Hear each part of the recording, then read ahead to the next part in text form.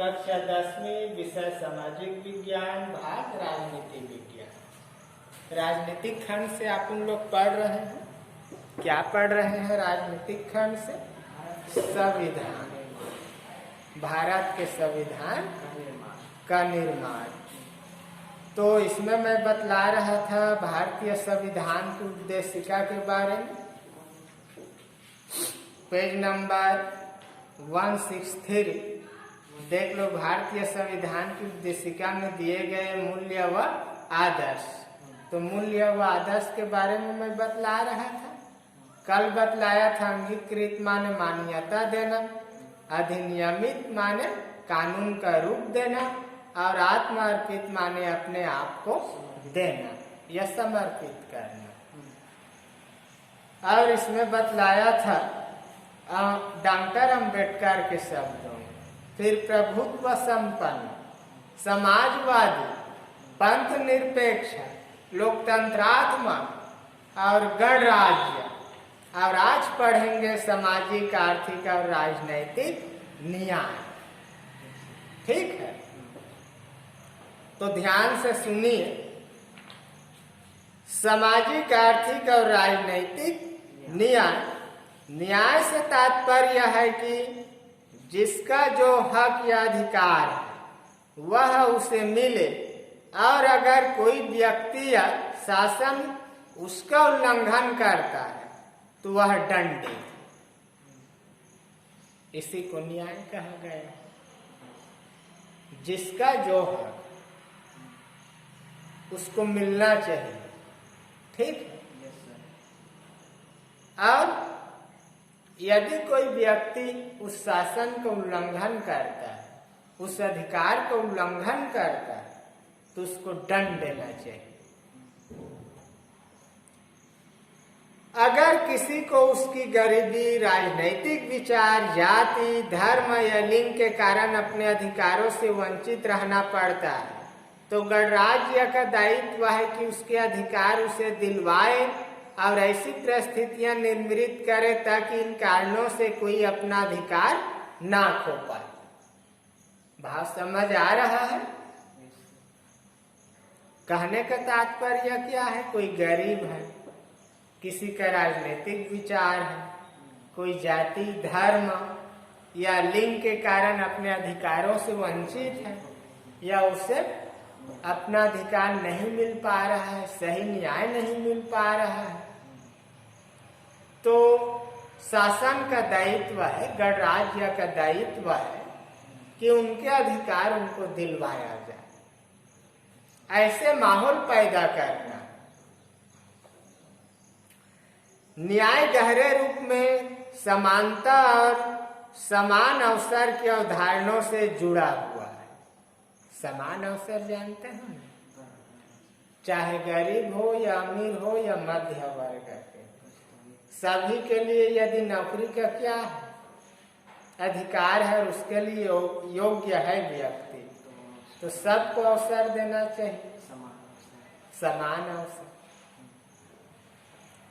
अतः यहाँ केवल न्यायालय में मिलने वाले कानूनी न्याय की बात नहीं की गई। वास्तव में न्याय एक दार्शनिक अवधारणा है जिसे परिभाषित करना कठिन है। किसी का अधिकार क्या हो, यह किस आधार पर निर्धारित करे, इन पर कई मत हो सकते हैं और नए विचार उभर सकते हैं।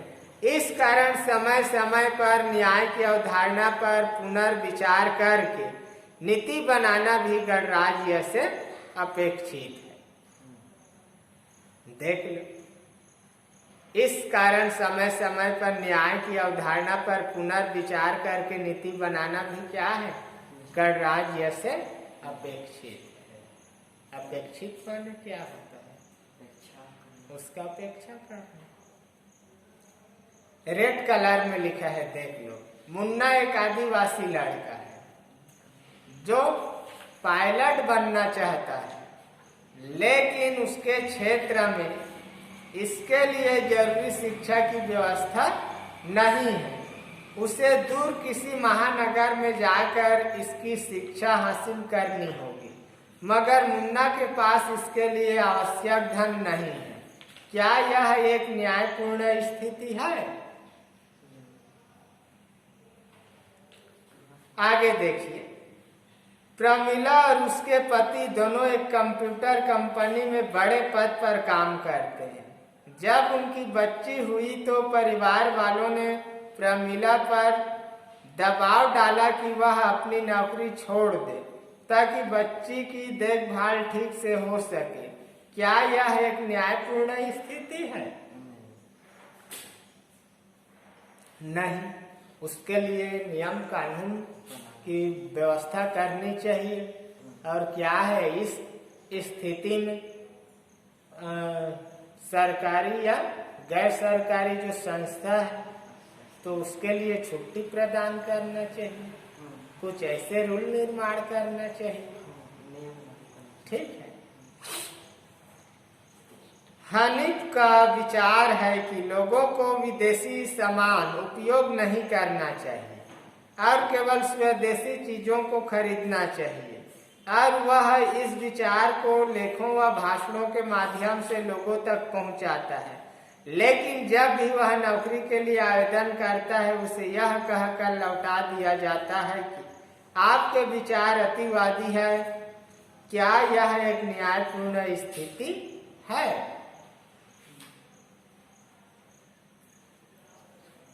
तो मुझे तो नहीं लगता कि यह न्यायपूर्ण नीति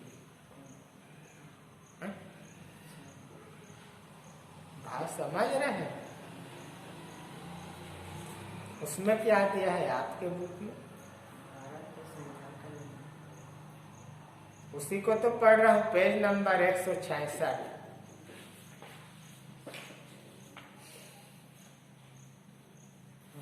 मिला ना? अब देखेंगे विचार, अभिव्यक्ति, विश्वास, धर्म व उपासना की स्वतंत्रता। अभी पढ़े थे सामाजिक, आर्थिक और राजनीतिक न्याय। सामाजिक अर्थात समाज के अंतर्गत, आर्थिक अर्थात रुपया पैसा धन दौलत के अंतर्गत, और राजनीतिक अर्थात नीति नियम के अंतर्गत। ठीक है। फिर देखिए विचार, अभिव्यक्ति, विश्वास, धर्म और उपासना की स्वतंत्रता। स्वतंत्रता का अर्थ होता है स्वयं निर्णय लेना और अपने जीवन को संचालित करना, किसी और का कहा मानने या उसके अनुसार चलने पर बाध्य ना होना। क्या कहलाता है?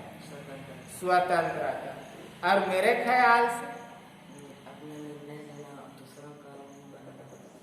बंधनों में बंधे हुए रहकर अपने नीति नियम का या अपने कर्तव्य का पालन करना ही क्या कहलाता है? स्वतंत्रता कहलाता है। ठीक। ऐसा नहीं कि आप स्वतंत्र हो और किसी का गला काट, वो एक अपराध है। कितना बड़ा अपराध, अक्षम्य अपराध, जिस अपराध का क्षमा नहीं हो सकता। इसीलिए मैं बोल रहा हूं, कैसे परिभाषित करना है स्वतंत्रता को?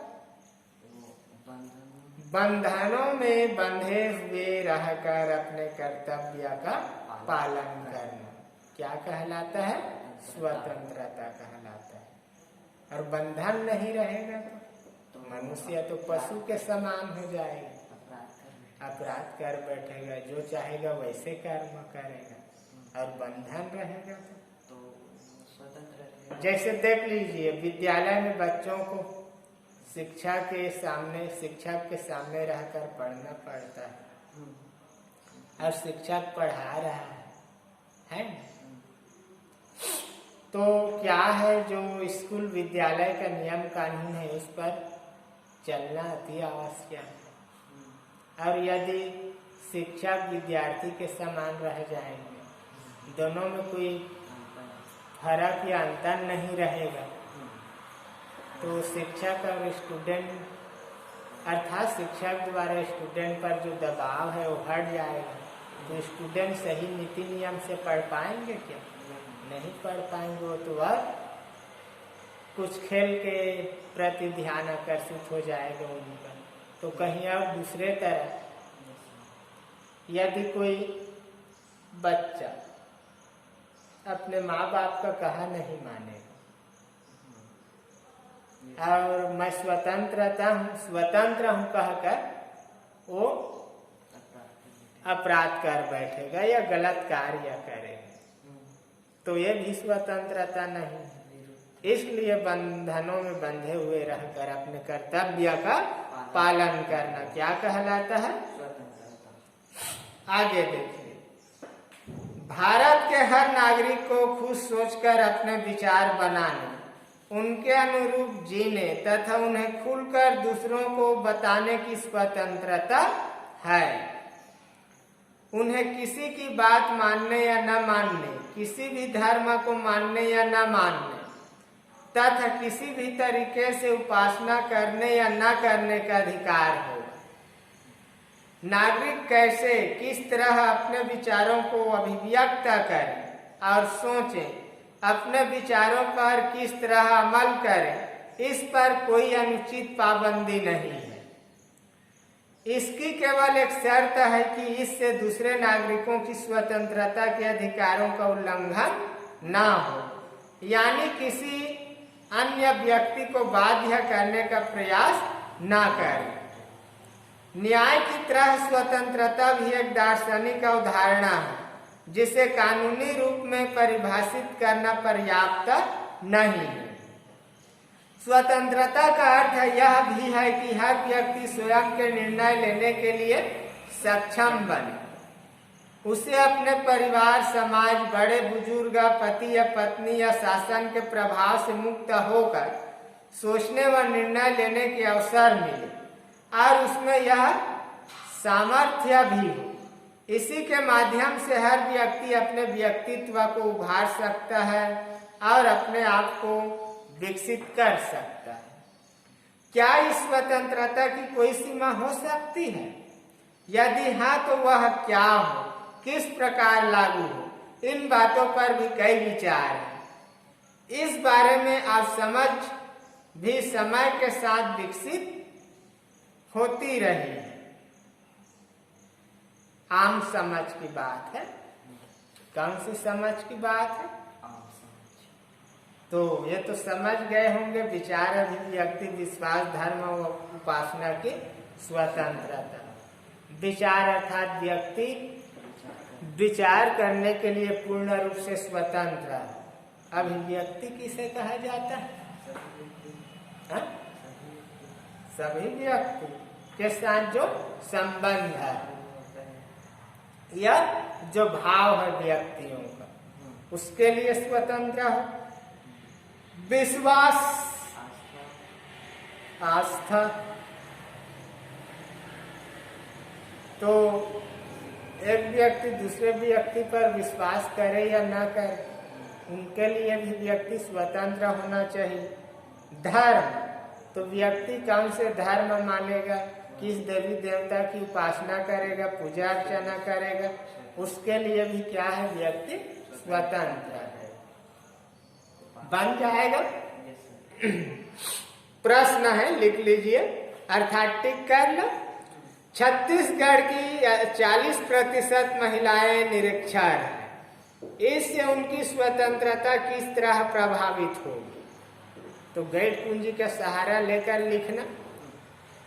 लोक रक्षा पार्टी के लोग रात को शहर में एक आम सभा करना चाहते हैं और वे यह भी चाहते हैं कि सारे सड़कों पर लाउड स्पीकर लगाएं। शहर के थानेदार ने उन्हें अनुमति नहीं दी। क्या यह उनकी अभिव्यक्ति की स्वतंत्रता का हनन है? नहीं।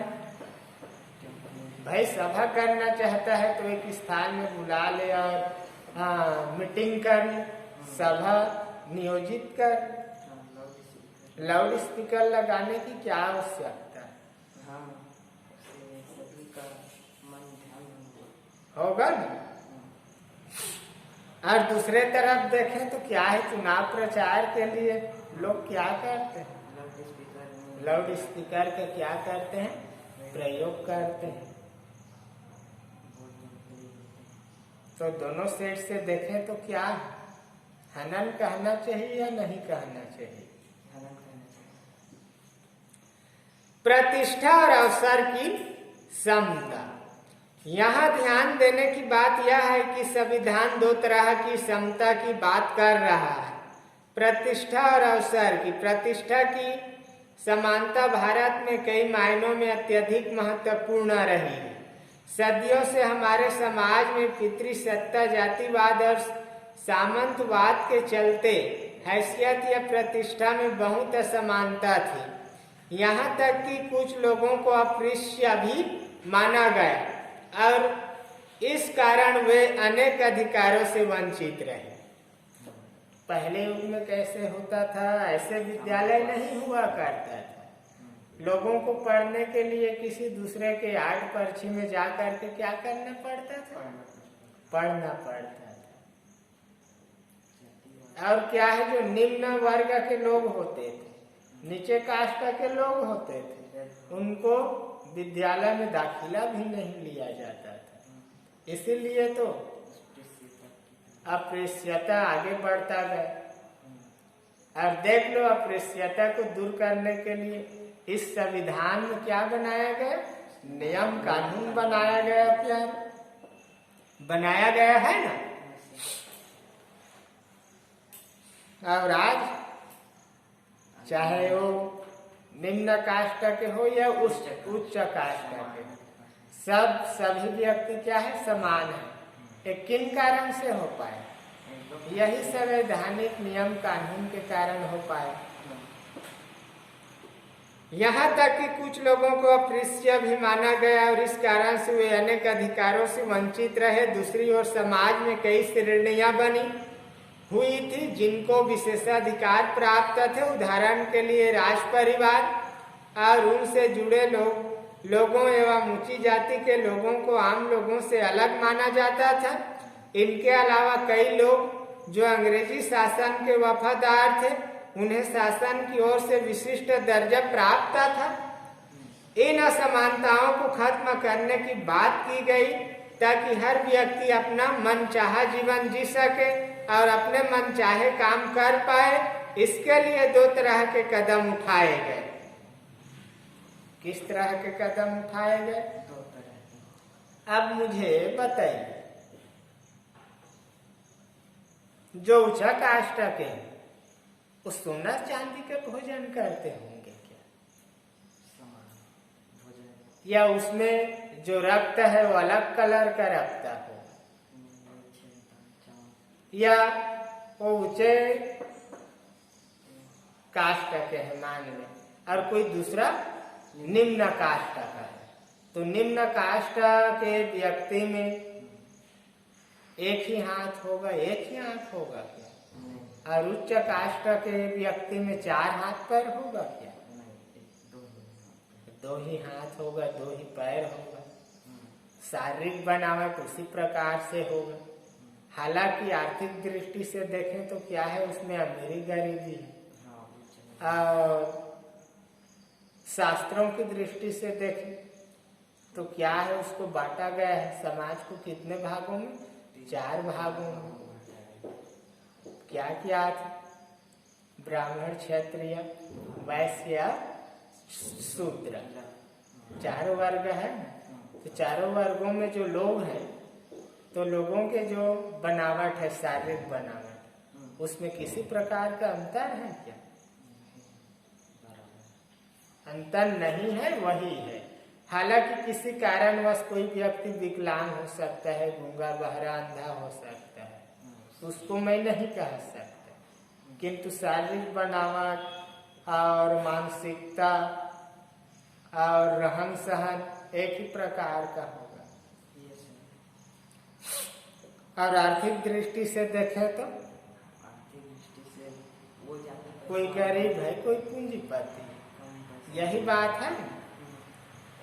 तो देख लीजिए, इसके लिए 2 तरह के कदम उठाए गए हैं। पहला, कानून की दृष्टि में सबको समान दर्जा दिया गया, यानी राजा हो या भिखारी, दलित हो या सवर्ण, महिला हो या पुरुष, सबके लिए एक ही कानून होगा। भाव समझ रहे हैं?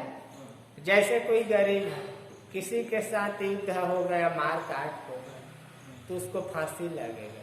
और कोई अमीर है तो पैसा देकर बच जाएगा। तो ऐसा नहीं, पहला नियम यही है, चाहे वो किसी भी वर्ग में आता, निम्न से उच्च वर्ग तक, सबके लिए समान नियम कानून होना चाहिए। दूसरा, सार्वजनिक जीवन में लिंग, जाति, धर्म, भाषा आदि के आधार पर भेदभाव को खत्म किया गया। यानी कोई भी नागरिक भारत के किसी भी सार्वजनिक पद को हासिल कर सकता है एवं सार्वजनिक सुविधाओं का उपयोग कर सकता है। संविधान सबको अवसर की समानता दिए जाने की बात कर रहा है। इसका तात्पर्य यह है कि समाज में किसी भी अवस्था को प्राप्त करने के लिए सबको न केवल समान अधिकार रहेगा, बल्कि उसे प्राप्त करने के लिए समान अवसर भी मिलेंगे। यानी उस अवस्था को प्राप्त करने के लिए जरूरी अर्हताओं को हासिल करने में भी समानता लाई जाएगी। उदाहरण के लिए, अगर न्यायाधीश पद के लिए कुछ अर्हताएं तय है, जैसे LLB डिग्री व वकालत का अनुभव, तो जो कोई इन्हें प्राप्त करता है वह न्यायाधीश पद के लिए आवेदन दे सकता है। साथ ही यह शिक्षा और वकालत का अनुभव भारत के हर नागरिक के लिए खुला है। लिंग, जाति, धर्म या भाषा के आधार पर किसी पर पाबंदी नहीं है। ठीक है, समझ आया? न्याय और स्वतंत्रता की तरह समता भी एक दार्शनिक अवधारणा है। हर इंसान को, चाहे वह स्त्री हो या पुरुष, अमीर हो या गरीब, शारीरिक रूप से पूर्ण या सक्षम, बच्चा हो या वृद्ध, किसी भी धर्म, जाति या क्षेत्र का, उसे एक व्यक्ति के रूप में समान आदर और सम्मान मिले और अपने मर्जी अनुसार जीवन जीने के अवसर मिले। उल्लेखनीय है कि संविधान में हर तरह की समता, खासकर आर्थिक समानता की बात नहीं की गई। इसमें प्रतिष्ठा और अवसर की समानता की बात की गई है। प्रश्न लिख लो, क्या यह संवैधानिक मूल्य के विरुद्ध है? विचार कीजिए। ओके, अगला पॉइंट है, देखिए, व्यक्ति की गरिमा और राष्ट्र की एकता और अखंडता सुनिश्चित करने वाली बंधुता। यह है पॉइंट। क्या कहा गया है? व्यक्ति की गरिमा और राष्ट्र की एकता और अखंडता सुनिश्चित करने वाली बंधुता। इससे पहले कही गई बातें जैसे स्वतंत्रता या समानता व्यक्तियों के लिए थी। ये स्वतंत्रता और समानता प्राप्त व्यक्ति आपस में विरोध में न खड़े हों, एक साथ रहें और अपनी सामूहिकता को बनाए रखें, इसके लिए बंधुता की बात कही गई है। बंधुता अर्थात भाईचारे की भावना, बंधु कहा जाता है ना, वही बात है। हम ऐसा समाज नहीं बनाना चाहते हैं जहां केवल हर व्यक्ति अपनी ही बात सोचे और केवल व्यक्तिवाद को आदर्श बनाए। हम यह भी चाहते हैं कि वे आपस में भाईचारा रखें, सहयोग करें और एक साझे राष्ट्र का निर्माण करें। लेकिन यह ऐसा भी राष्ट्र नहीं होगा जिसमें व्यक्ति का कोई स्थान न हो या जिसमें केवल राष्ट्र को सर्वोपरि माना जाए। यह ऐसा राष्ट्र बनेगा जिसमें व्यक्ति की गरिमा को बनाए रखा जाएगा। ठीक, गरिमा उसका मान सम्मान, जो गर्व है। संविधान की उद्देशिका में हमारे संवैधानिक मूल्य अंकित है, जिनके आधार पर न केवल हमारे शासन को संचालित करना है, बल्कि जिन्हें देश के हर नागरिक को भी अपने जीवन में निभाना है। सुन लिए, यहाँ पर समाप्त हो गए भारतीय संविधान की निर्माण, है ना। प्रश्न है, 7 प्रश्न है, यहाँ देख लो। अभ्यास प्रश्न में 7 को फेयर में लिखना है, तैयारी करना है। संविधान में मुख्य रूप से किन विषयों को सम्मिलित किया जाता है? दूसरा प्रश्न, किसी देश के लिए कानून कौन बनाएगा और कैसे? इसे संविधान में दर्ज करना क्यों जरूरी है? तीसरा, भारत और नेपाल के संविधान निर्माण के संदर्भ में क्या अंतर और समानता है। चौथा, संविधान सभा का गठन किस सीमा तक लोकतांत्रिक था। पांचवा, संविधान सभा ने संविधान निर्माण में लोगों की भागीदारी को बढ़ाने के लिए क्या कदम उठाए। छठवां, संविधान की उद्देशिका का हमारे जीवन में क्या महत्व है। सातवां, आपको संविधान के मूल सिद्धांतों में से कौन सा सबसे महत्वपूर्ण लगा, कारण सहित समझाएं।